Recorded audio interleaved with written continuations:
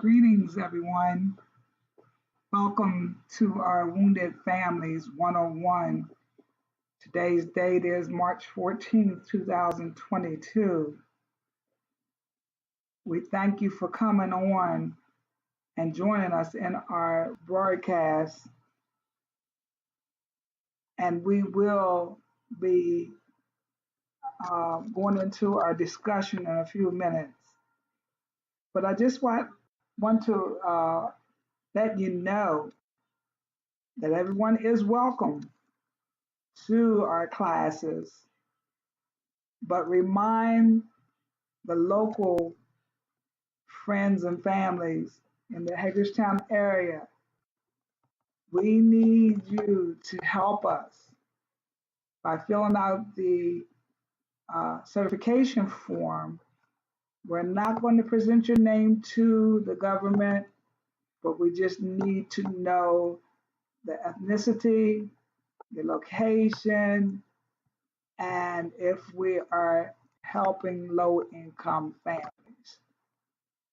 But like I said in the beginning, everyone is welcome to come on board to our Wounded Families 101. And I would like to give you food for thought to start out. And I'm going to give you some keys to a victorious life. When you are afraid, in Psalms 56:3, David said, when I'm afraid, he accepted the fact that fear is a human emotion. We all experience fear to some degree. But he also added, I will put my trust and faith in you. David lived boldly and courageously because he knew God was always with him. We can live this same way. We can choose to not live according to the fear we feel. God taught me to use what I call the power twins to help me defeat the spirit of fear. They are, I pray and I say, when I feel fear, I begin to pray and ask for God's help. Then I say, I will not fear. I encourage you to also use these power twins as soon as you feel fearful about anything, and you will be able to keep fear from controlling you. We can learn to manage the emotion of fear and not let it control us. I would like to move on, and as you see on the screen, I wrote some notes out and about anxiety coming from fear, or anxiety coming from trauma, I should say. Everyone, not some, but everyone at one point or another has experienced anxiety. In fact, occasionally, feeling anxious is a very normal part of life. However, lasting anxiety is a legitimate issue that can cause an individual to feel intensive, excessive, and persistent worry and fear over everyday situations. This constant worrying leads to episodes of sudden, uncontrollable, intensive anxiety and terror that will leave a person frozen in their tracks and unable to do anything until the feeling passes. I know many of you out there have felt like this at some time or another, but hopefully you will get some nuggets, some information out of the lesson tonight that will help you deal with anxiety. Okay, for this reason,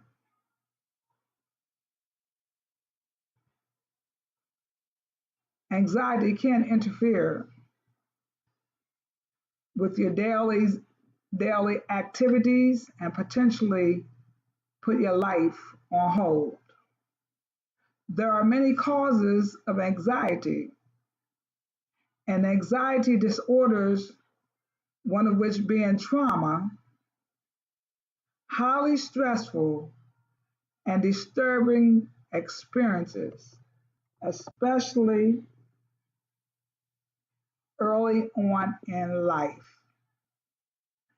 Increase the risk for anxiety by impairing one's ability to successfully handle emotions throughout life.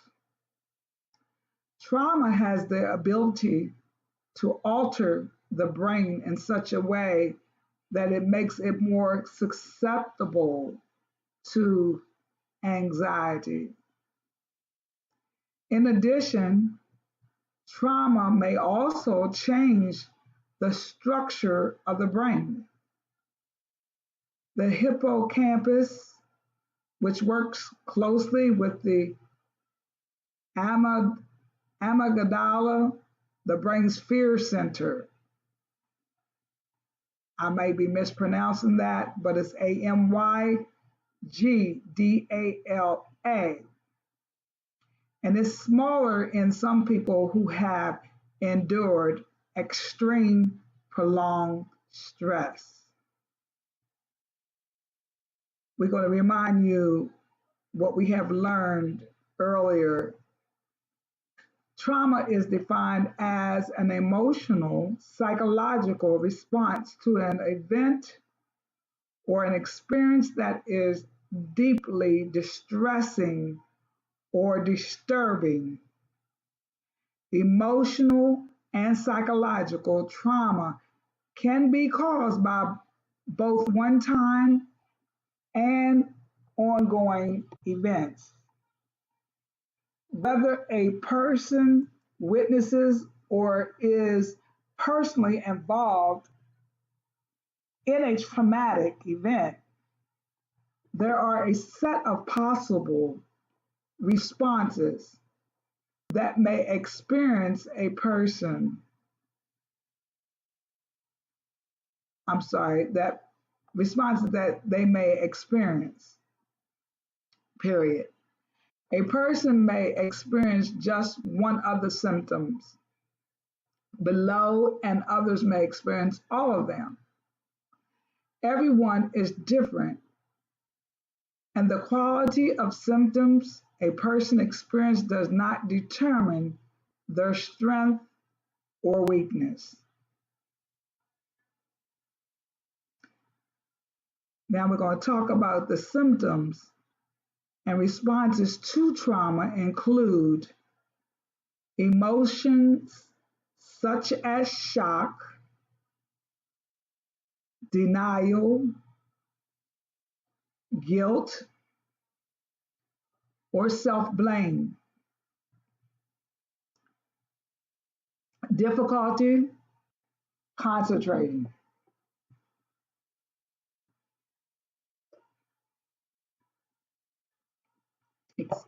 numbness,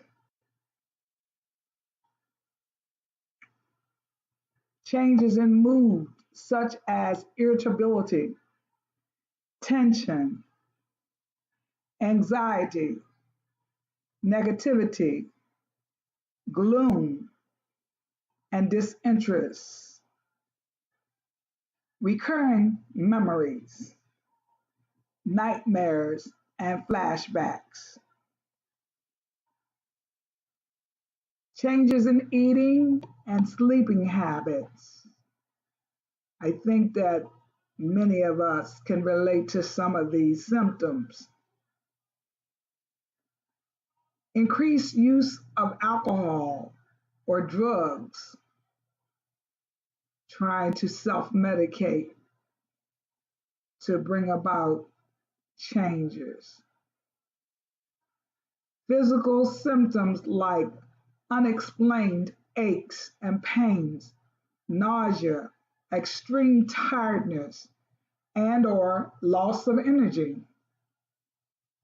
Many of these feelings are a normal part of the recovery process after experiencing a traumatic event. However, sometimes these feelings continue without any signs of diminishing. Over time, they can begin to get in the way of daily living and potentially lead to anxiety. Now, let's take a moment and let's see what anxiety is. Anxiety is defined by the American Psychological Association as an emotion characterized by feelings of tension, worried thoughts, and physical changes. Other signs and symptoms of anxiety include a constant fear of impending danger, panic, or doom, feeling nervous, irritable, or on edge, shaking or trembling, hyperventilating, meaning breathing rapidly, sweating and or trembling, weakness and exhaustion, increased heart rate and blood pressure, gastrointestinal problems. Anxiety itself happens to just about everyone and typically does not require treatment. However, if the anxiety is persistent, it may be an anxiety disorder. What is anxiety disorder? Anxiety disorders are a specific set of psychological symptoms that involve extreme fear or worry. There are several types of anxiety disorders, such as generalized anxiety disorder, which is GAD, GAD, panic disorder, panic attacks, and social anxiety disorder. Generalized anxiety disorder, GAD, is characterized by excessive and persistent worry about a number of different things. People with GAD tend to anticipate disaster and are typically overly concerned about things like money, health, work, family, or other issues. This worry can lead to anxiety attacks, which are intensive moments of worry and fear. Those with GAD struggle to control their worry, even when there is no need to worry over anything. It affects 6.8 million adults, or 3.1% of the population in the United States, with women twice as likely to be affected. Oh, I don't know what's got me on them, but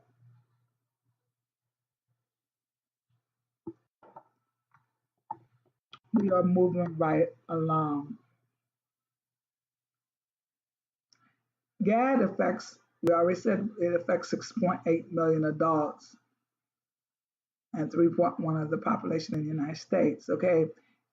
Although the exact cause of GAD is unknown, research suggests that genetics, family life, and life experiences, particularly stressful and traumatic ones, play a role. Panic disorder and panic attacks. Panic disorder is an anxiety disorder that causes panic attacks, which are characterized as sudden feelings of terror when there is no immediately or real danger. A person may feel as though they are losing control, as well as a rapid heartbeat rate, chest or stomach pain, sweating, weakness or dizziness, difficulty breathing, tingling or numb hands, feeling hot or a cold chill. Panic attacks can happen anywhere at any time and come without warning. People who suffer from panic attacks, they live in fear of another attack and tend to avoid places where they have previously had a panic attack. For some, fear takes over their lives and they cannot leave their homes. Another disorder is social anxiety disorder, and it's also known as social phobia. It's defined as intensive anxiety or fear of being judged negatively, evaluated, or rejected in a social or performance situation. Those with social anxiety will worry about looking visibly anxious in public or being perceived as stupid, awkward, or boring. For example, a person may start getting anxious immediately before an event or might spend weeks worrying about it. After, they may spend a significant amount of time and mental energy worrying about how they acted. As a result, they will avoid social intentions altogether. Additionally, many people suffering from social anxiety disorder will also experience physical symptoms, including rapid heart rate, stomach discomfort and diarrhea, inability to catch their breath, muscle tension, out of body, oh, excuse me, sensations, dizziness, and lightheadedness. Early intervention and treatment is important. Fortunately, there is hope for people who have anxiety or anxiety disorders caused by trauma. These are treatments available, such as accelerated resolution therapy, which is ART, to help a person return to their normal daily life, intervening as soon as possible on behalf of some suffering from anxiety caused by trauma. Many of you tonight can attest that your anxiety has been caused by trauma. Something in your past has caused you to have panic attacks and other disorders, social disorders. Uncharacteristic behavior can become increasingly destructive. Over time, buried and suppressed memories become more and more powerful. What are you saying? I am giving you this information so that you can stop burying what has taken place and stop suppressing it, but come on, get some help and deal with it, cope with it, because you want to heal, you want to become healthy. Art is an innovative, evidence based therapy for post traumatic stress disorder, anxiety, depression, stress, and similar mental health issues. If you know that you have any of any of these disorders, then you need to seek for some mental health. Initially, the therapy was primarily used to help veterans suffering from PTSD. One of the major advantages of art is the speed at which it is able to bring relief. Generally, only 1 to 5 sessions are needed, not months or years of expensive psychological treatment. Art works by reprogramming the traumatic memories that are preventing an individual from enjoying the full life they deserve. Now, I know I do. I want to enjoy the full life that I deserve. So when I start having fear or dealing with any of these disorders that we have mentioned tonight, I seek for help. The techniques work equally well on anyone suffering from trauma. Regardless of the type of trauma experienced, trauma at the end of the day is still trauma. Regardless of how bad things may be, there is hope. And there is always someone available to help a person through difficult times. And I just want to let you know that you can contact Art International to learn more or to find a therapist near you. Now, I have some more information. What did I do with it? We're going to take a look at some things.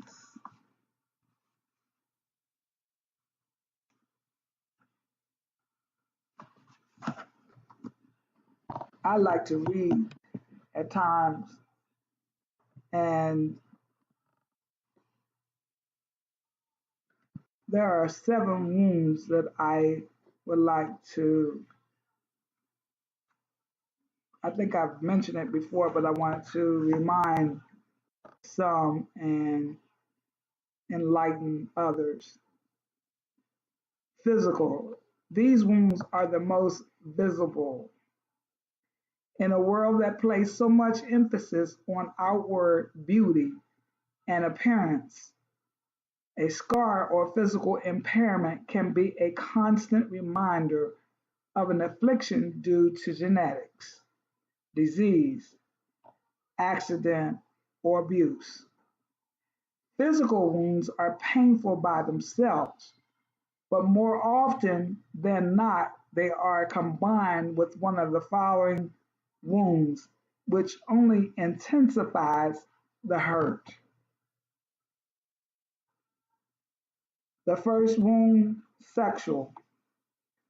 Our sexuality is one of the most personal and vulnerable aspects of who we are. When anyone takes advantage of this part of us, deep wounds result that may affect how we see ourselves, others, and life in general.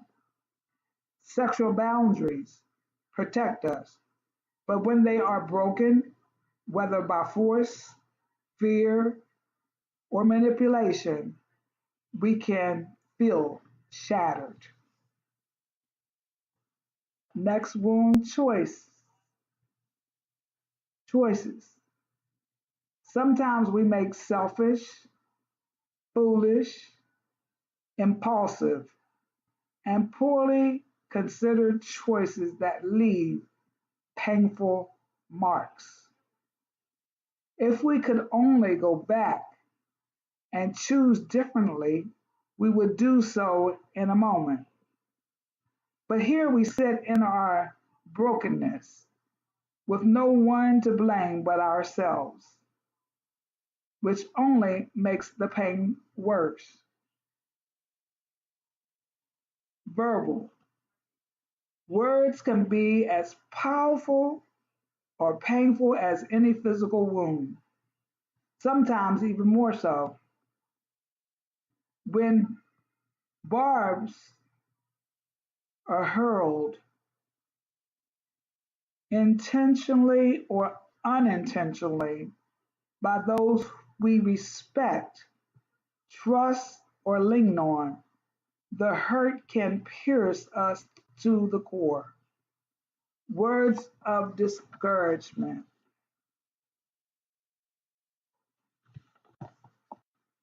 rejection, or ridicule can easily squash us, stealing our confidence and dreams. Social wounds. We all want to be liked. So when we feel ignored, embarrassed, excluded, marginalized, used, or attacked by others, the wound is real. Yet we frequently tell ourselves we are being immature or oversensitive and we shouldn't hurt. We believe we should be able to ignore our wounds, but this really does nothing to erase the pain. How people treat us affects us, often profoundly, whether we wish to admit it or not. Spiritual wound. When we feel hurt by a church, a fellow believer, the clergy, or God Himself, the wound can lead to a devastating spiritual loneliness and depression. We feel that if God or His people wound us, He must be against us or not care about us. Who can stand against God? At this point, our wounds feel like a curse with no remedy and no hope of healing. Emotional wounds. Each of the above wounds carries with it an emotional component. Sometimes the original wound is so buried beneath the feelings that we can't even find it. All we are aware of is the deep, overwhelming ache and the emotions that accompany it. These emotions confuse our thinking, cloud our judgment, and too frequently block our awareness that God is beside us. Most wounds are some combination of the seven types of wounds. reminding us that we live in a broken world and cannot make it on our own. Wounds keep us from having a good and accurate sense of who we are and may lead us down a path of thinking too low of ourselves. The truth is, each one of us is a package containing great potential and great limitations. The book of Genesis teaches that humankind was made in the image of God and from the dust of the earth. Our Creator is well aware of our origins and always take them into account. David tells us that he knows how we are formed. He remembers that we are dust. Psalms 103 and 14. Our spirit allows us to soar, but our wounds tether us to the ground. Wounds hold us back and force us to lean on the one who can truly heal all wounds. Listen to my cry, says the psalmist, for my life is full of troubles. And we all have troubles. And each of these troubles creates a potential wound.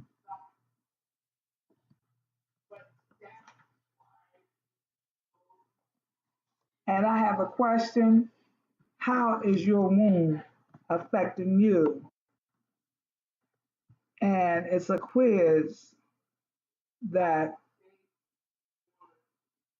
some symptoms that commonly occur following a wound.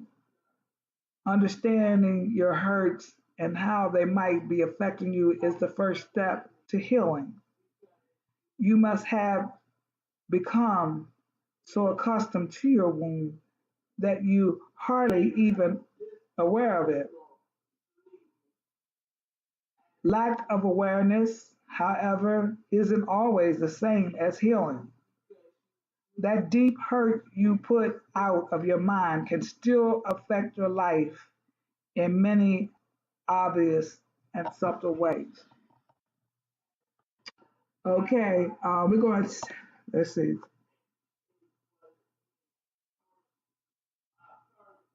see.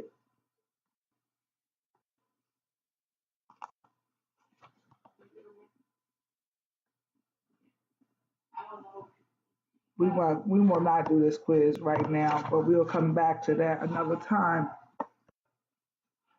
But we have been enlightened to how anxiety comes from trauma oftentimes. And it is something that we need to pay attention, be aware of, and deal with it. Let me see if somebody has come on. I don't see anybody here. And I know this is a short lesson tonight, but I don't want anybody to think that I am, um, we got about 10 minutes.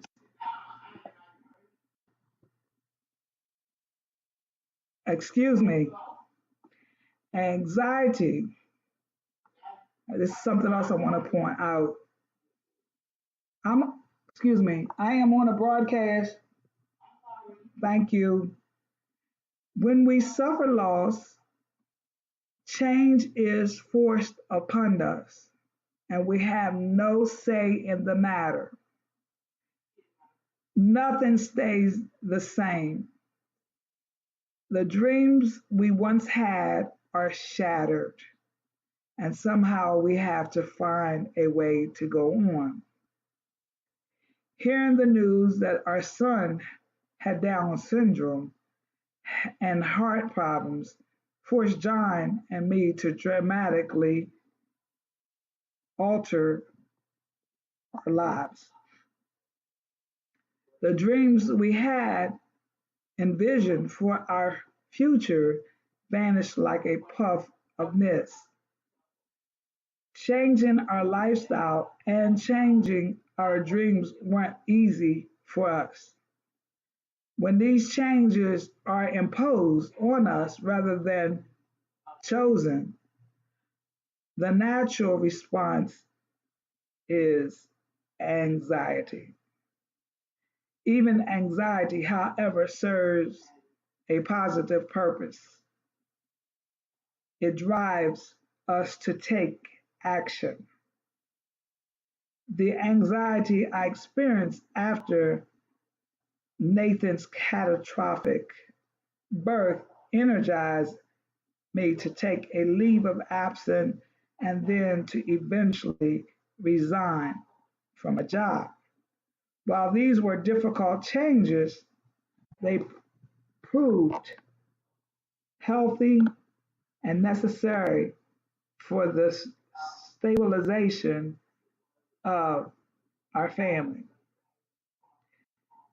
Oftentimes, we think that our situation may be bad, but when we hear of others, we realize that ours is mild compared to somebody else. But as this person shares their story of anxiety, I hope that it helps somebody. They said our anxiety related to Nathan's heart problems drove us to seek prayer support, to research our options, and to secure the best medical care problems. And when we felt as if we were running on fumes, anxiety pushed us to take action. Anxiety acts like a smoke alarm. It warns us that something serious needs our attention. It alerts us,